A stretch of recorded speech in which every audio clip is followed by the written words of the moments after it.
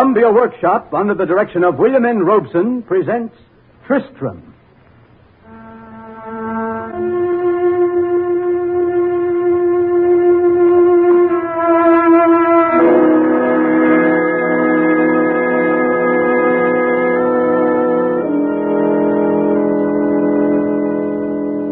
Tonight, the Columbia Workshop is proud to produce the world's first dramatization of the Pulitzer Prize-winning poem, Tristram, by the late Edwin Arlington Robinson.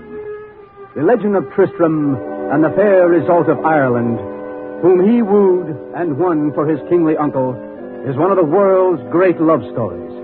It has kindled the genius of writers and musicians for hundreds of years. Tonight, in presenting Mr. Robinson's poem, the workshop has adhered faithfully to the text, making only the alterations demanded by the limitations of time.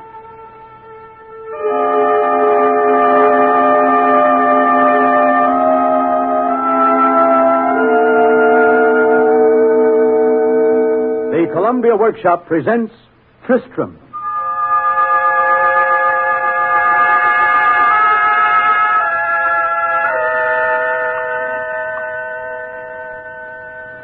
The moon glimmered cold on Cornwall, where King Mark, only by kingly circumstance endowed with friends enough to make a festival, on this dim night had married and made queen the fair Isolde of Ireland. Tristram, nephew to the king, leaned alone upon a parapet below the lights of High Tintagel, where gay music had whipped him as a lash and driven him out into the misty night. Before long now, that music and that wordless murmuring of distant men and women would cease. The mocking lights above him would go out. There would be silence, and King Mark would hold Isolde. Isolde of the dark eyes, Isolde of the patrician, passionate helplessness, Isolde of the soft, waving, blue-black hair, Isolde of Ireland, in his arms. And it was he, Tristram, who had achieved all this. No wonder he had left the wedding feast. No wonder, gazing at emptiness, he scarcely heard the troubling sound of Gouvernail's slow steps. Good God in heaven, wherever body and soul more sick than mine. No God will answer you to say, Tristram. Well, Gouvernail, what word has my illustrious, most amorous, and most imperious Uncle Mark prepared for you to say to me that you come scowling so far down here to say it? Tristram, I left the king annoyed and anxious on your account, and for the nonce not pleased. What most annoys my uncle for the nonce? God knows that I have done for him of late more than an army made of nephews only shall ever be fools enough to do again. When tired of feasting and too much talk and too much wine and too much happy music, may not his royal nephew have some heir, even though his annoyed uncle be a king? Oh, forgive me, Tristram, but I am old for this. The king knows well what you have done for him, but the king does not know and cannot know your purpose in an act ungenerous, if not unseemly. What shall I say to him if I go back to him alone? Say to the king that if the king command implacably my presence, I will come. But say as an addition that I am sick, and that another joyful hour with him this night, well, it might have eventful influences. If you doubt that, or take it ill, say to the king I'm drunk, that in my joy my caution crept away like an unfaithful hound and went to sleep.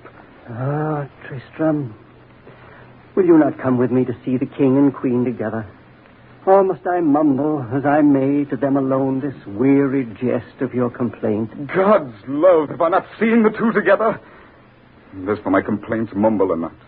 Mumble or shriek it, or as you see fit, call for my harp and sing it.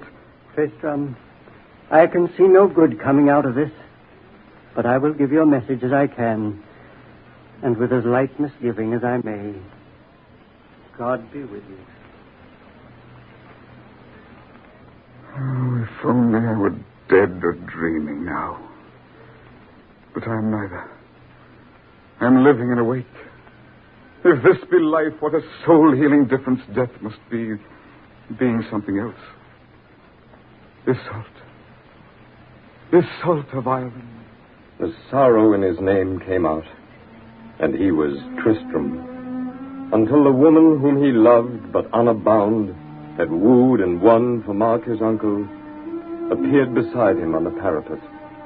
Iseult of Ireland, with all her dark young majesty unshaken, came nearer to him and said nothing, till terror born of passion became passion reborn of terror, while his lips and hers put speech out like a flame put out by fire.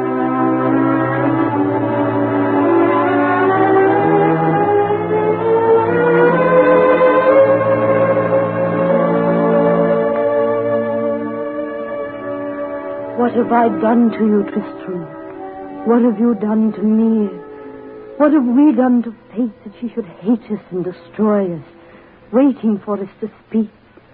I took oath as Mark's ambassador to make you his, and did so before I had my eyes or heart awake. Do not blame fate. The fault's more mine. It was our curse that you were not to see until you saw too late. Alone once, in the moonlight, on that ship that brought us here, I believed that you would speak, for I could hear your silence, like a song out of the sea. I stood by the ship's rail looking away into the night, with only you and the ocean and the moon and the stars there with me.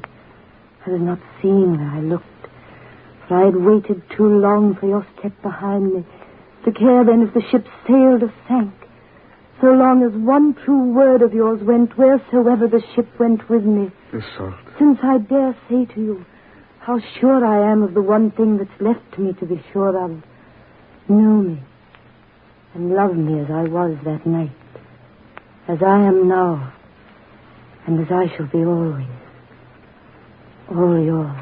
Your words fall on my ears like rain on thirsty ground. Oh, Tristram, if you had spoken on that ship what most was in your heart to say, if you had held me close, like this, if you had kissed me then, like this. There must be women who are made for love and of it, and are mostly pride and fire without it. There are, and while you love me, you will not forget that you are all there is in my life, now that I would live for longer. Tristram, if I was sure this was to be the end, I should make it the end. I can feel the hands of time on me, tearing me away. Do not say that. I do not know where I shall be tonight. But I shall not be here, and that will make it easier for both of us and for King Mark. I would see as little of Mark tonight as may be well for my forgetfulness. That is the best for me to say to you, for now it has been said. Iseult! Keep silence, Franklin. Whose voice was that? My waiting maid. Iseult! It's Andred. He has been hiding here all the time. Andred! Yes, Andred. Cousin to your Tristram and loyal servant of King Mark. I might have known the vermin we should find. Your paleness suits the circumstance, my cousin. You sneaking, crawling less than half a man. I saw and heard enough to make King Mark my debtor for eternity. Then you have earned a rest for your too busy eyes and ears. Let me go, Tristam. Let me go, I say. When I am done with you... If you dare to harm me... For your own sake. For Iseult. King Mark shall know. I'll tell him everything. You mongrel. He shall know. King Mark shall know. Tristram, like one bereft of all attention, saw little and heard nothing after he had hurled the spying Andred hard against the parapet. Like a man doomed to an ungovernable silence, he stood above the motionless and crumpled shape until Iseult sprang with a gasp and held her lips to his an instant and looked into his eyes before she whispered a name and sprang away from him. But this was not before King Mark had come and seen sufficiently to find himself a shadow and Tristram the substance of it in his queen's cold eyes. Who is lying there at your feet? Turn him, Tristam, and let me see. You know him, sir. The name of that you see down there is Andred, and King Mark is manifestly at your service. That was an unbecoming jest, I fear, for you tonight. Andred is bleeding. I am glad of that, sir. So long as there is less of that bad blood in him, there will be so much less of Andred. Iseult, you have seen and heard enough for one night and one woman. You will go back now to the castle and send 2 men of the guard. Let them take Andred where someone will care for him. Yes, Mark. Tristram. This is no time for words or explanations between two who owe each other nothing. You will go. As you say, Mark. Tristram, my first right is to ask what Andred saw that you should so mistreat him. Do not hide yourself in silence, for I saw enough. Well, sir, if you have seen enough, what matters it how little or much this thing here may have seen? His reptile observation must have gathered far less than you prepared him to report. Andred's act was of a loyalty as well-intentioned as it was unsought and unforeseen by me. I swear to this, Tristam. Is there as much of truth in you as that? I know these kings' beginnings, and I know the crafty clutch of their advantages over the small who cringe. It appears that a place waits for my apology to fill. Your plea for pardon has the taint of doubt upon it. Yet I shall make a minute of it, here by the smudge of a sick lamp that smells of all I thought was honor. Honor? From you? If you found honor walking here in Cornwall, you would send men to name it and would arrest it as a trespasser. Well, Tristram, knight-at-arms and man of honor, if you were not the son of my dead sister, I should be oppressed to say how long the sight of you alive would be the living cross that my forbearance might have to bear. But I can at least expunge the sight of you henceforth from Cornwall, if you care to live. My liege. Andred is waking up, it seems. If he were not my lizard cousin, he might not be awake. I heard that, Tristam. I shall remember that. But I heard more. I heard the Queen say, Tristram, I am all yours. And then she kissed you till her mouth might have been part of yours. Let the king say if I'm lizard now, or if I serve him well. You... No. I cannot kill a worm like you. Yet a voice tells me I had better do so. Go away, Andred. Or let the king say that. You are no slave of mine. You had better go, Andred, if you can. Someone will meet you on the way. Oh, my back. But it was worth it, Tristram, cousin. It was worth it.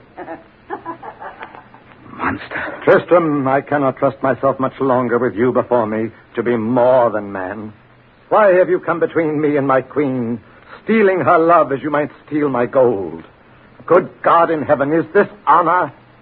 Where there was never any love to steal, no love was ever stolen. Honor. Oh, yes, of all the rituals and lies and jigs and drinking that make a marriage of an immolation... By heaven, if you say one more word like that, one of us will be left here dead. But no, I must be mindful of who you are. Besides, it may be that a reptile with green eyes arrived for a long feeding on your heart. Is the sure way to make a madman of me? If so, before you take my reason, take my life. Yet you have already taken that. You have drawn your sword against the king, Tristam. Now put it back. Your speech to me before was nearer your last than you are near to me. Yet I'll not have your blood. I'll have your life instead, since you're sure your life means only one woman. And I will keep it far from you, so far that you shall hunger for it always. When you go down those stairs for the last time, and that time will be now, you leave Cornwall farther behind you than hell's way from heaven is told in leagues. And if the sight of you offends again my kingdom and infects it, I swear by God you will be chained and burned. And while you burn, her eyes, Isol's, will be held open to watch your passion cooling in the flames. Go, and may all infernal fires attend you, you and your nights and days, and all your dreams of her that you have not and shall have never. After one long look upward at those lights that soon would all be out, as if in seeing them he saw Isol, Tristram swayed and trembled, and then slowly disappeared down the long stairs.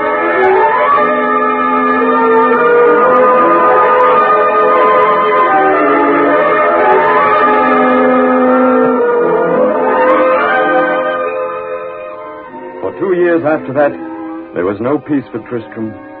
Neither when he saw the giant scourge Griffin, whom he slew in Brittany, dismembered at his feet, nor when he saw Sorrow's witchcraft, out of pity, made the pale wine of love that is not love, to lavish on another woman's heart the comfort of kind lies.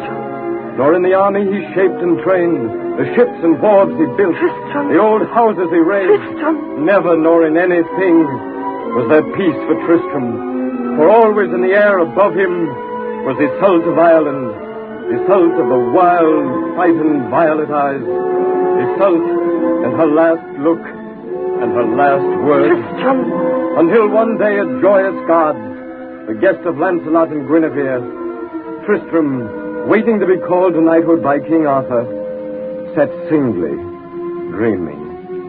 Softly behind him, the coming of light steps made him to turn. And there, with tear-filled eyes, in a slow twilight, shining upward into his. Tristam. Oh, Tristam. Iseult, beloved, speak my name again. Tristam. I feared a moment that you were another dream. No dream, my love, but you and I together. And no kings to make for me a prison out of Cornwall. Tell me how many lives ago it was I left you in the moonlight on those stairs and went up to that music and those voices and for God's reason then did not go mad. Tell me how old the world was when it died. Forget the world, Iseult. We are the last that are alive where the world was. You are the world, Iseult. You are the world. Whatever I am, you are the last alive to make me listen while you say that. You are the world, Tristam. My worth is only what it is to you. What brought you here and how? Marcus prisoner of war by some command in heaven or some imperial whim of mercy. Guinevere came to Cornwall and brought me here to joyous God. Oh, Tristram. Tristram, make me believe again that you are here. Yes, you are here. Sometime I'll ask how far you wandered and what rainy end there ever was to that unending night when Mark sent you away. But now... Now there is but one fantastic apprehension in my mind, and that one surely cannot come tonight. Only an army of infernal men will find a way over these walls or through them to find you or me tonight. Dear love, my cage is empty and I am out of it. And you and I are in another cage, a golden cage, together. You are more nearly perfect even than I thought. Tristram, after those years in Cornwall, where my fire of life burned lower than you have ever known, I must say this to you. Mine is a light that will go out sometime. I'm not going to be old. There is a little watchman in my heart who is always telling me what time it is. And therefore harm for my poor sake must not be yours. Harm? There is your world outside, all fame and banners. And it was never mine to take away from you. You must not let me take your world away. Love is not like that. Iseult. We forget how far a king's arm reaches and what reprisals he may buy with gold and golden promises. But now I have said it.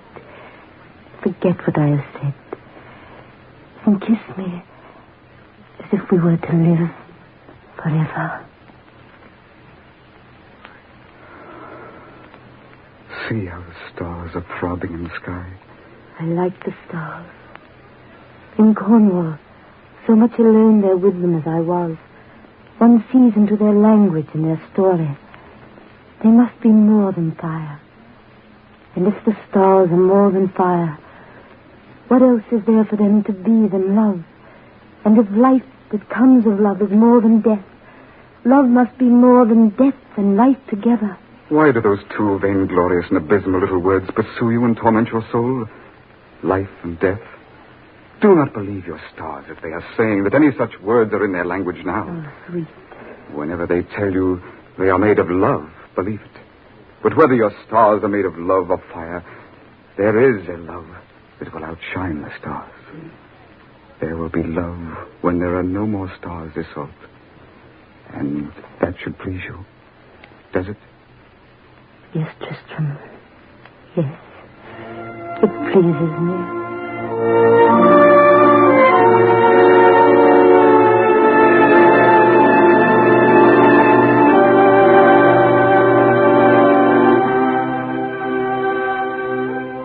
Summer was going.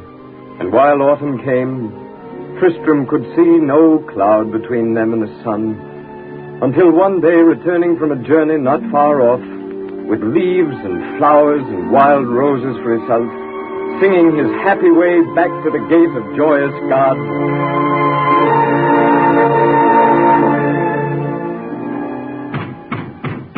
Open the gate! Open the gate, I say! Such great impatience always in the young. Good morrow, Tristam. You move like lead, good Gouverneur. And you like Mercury, Irving. Not Mercury. You mix the gods. Mine are the wings of love. But where's Isolde? Not here to meet me, as she always is. Isolde! Isolde! Why is the house so full of silence, Gouverneur? What is the shadow on your face? How shall I answer you? Isolde! Isolde! What are these drops of fear upon my brow? A woman need not be always in one place. Isolde! Isolde! Speak to me, Gouverneur. Where is Isolde? Mark is abroad again. Mark! The devil is at work, and he came here. But how? How? Tell me. Isolde was sitting by the shore she loved, watching the ocean while she dreamed of you. They found her there? And carried her off, a prisoner to Cornwall. Could you do nothing? Oh, forgive us, Tristram. We did all we could, but we were late. And I was late. Oh, God, that joy should so dismember reason. I should have never left her side. I should have guarded her in every moment as a miser guards his gold. I should have... There is no help for you or her in chiding your own heart this way.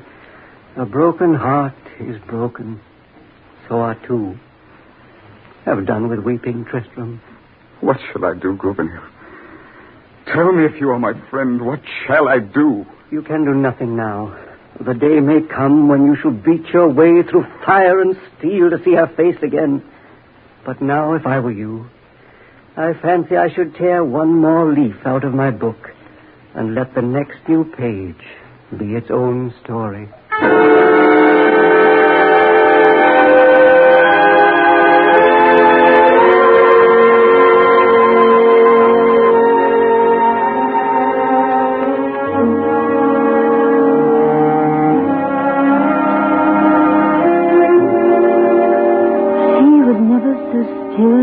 Before King Mark. It is like something after life. It is not like death. Perhaps the sea is like ourselves, and has as much to say of storms and calms that shake or make it still, as we have power to shake or to be still. I do not know. I should have lost my nature not to take you away from Tristam when I could, but now, having you here, I'm not so sure of nature as once I was. A month ago, your Tristram might have stepped from folly to sure death had his blind feet found Cornwall. But not now. Your gates and doors are open. All I ask is that I shall not see him. You have been good to me at last. I shall not be afraid of you again. No, not of Andred. When he knows this, he will bow down to your authority like a small, hungry dog, and lick your fingers. He will forget all his insane hatred for Tristram. Andred is mad, I fear. He was always mad. We were all of us mad that night I banished Tristram, our wedding night. I should have seen that then. Isolde, I must speak to you alone. Yes, Brangwyn, you may speak. Whatever you have to say, King Mark will listen. He is waiting. You mean Tristram? And has the manner, if I may dare to say so, of one who should not wait. Why should he wait? King Mark. Go bring him here, Brangwyn, and say your mistress waits for him. Once, King Mark, at once. And I shall leave you both alone together now, at last, as if our enmity, Tristram's and mine, had never been. Farewell, Isolde. Poor Mark. So much of kindness out of so much torment. And now, poor Tristram. So much of anguish out of so much love.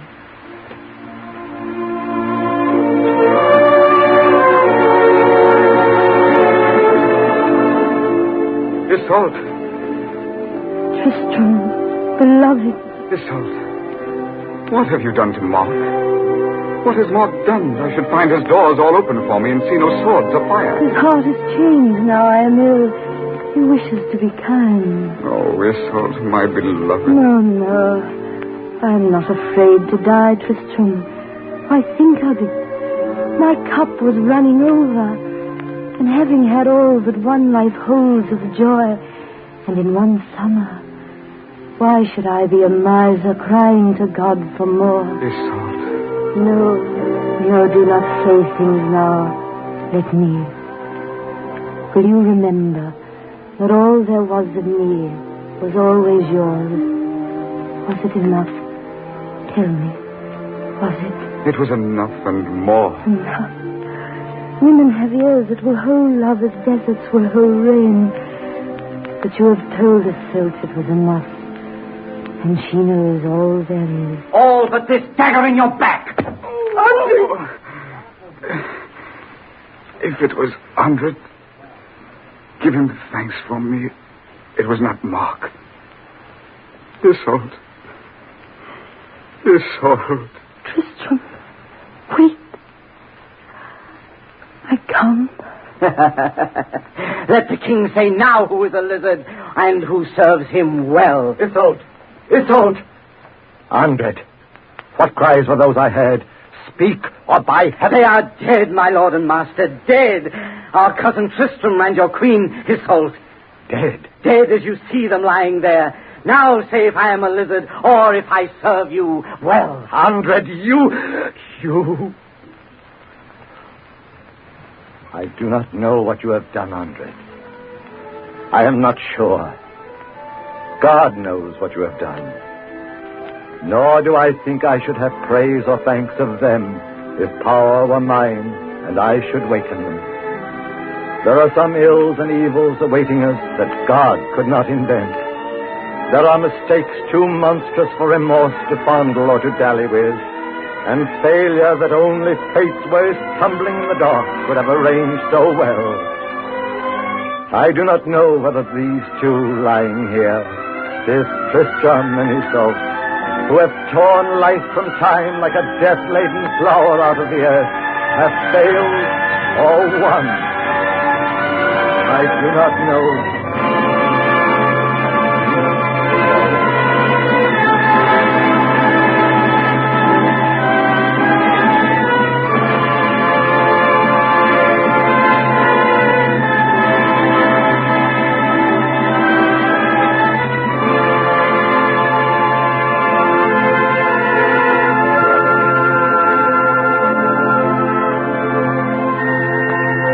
have just heard the Columbia Workshop production of Tristram by Edwin Arlington Robinson.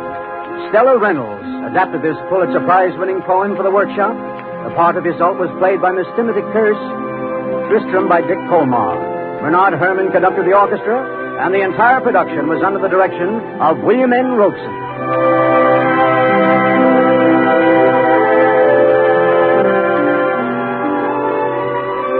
This is the Columbia Broadcasting System.